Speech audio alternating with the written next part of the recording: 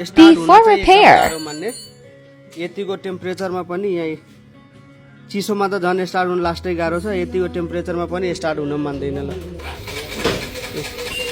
यस्तो छ पुरै लङ सेल्फ लिइराछ र एक्सिलेटर लिएर हान्यो भने चाहिँ स्टार्ट हुन्छ फेरि सो यो बाइकमा समस्या यही हो After repair. सेल्फ प्रब्लम थियो सो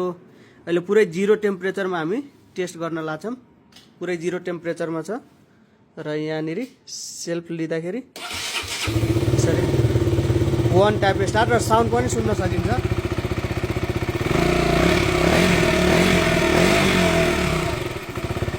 साउन्डहरू नि एकदम बवाला छ पुरै वान टाइप जिरो टेम्परेचरमा नि वान टाइप स्टार्ट भइरहेछ अहिले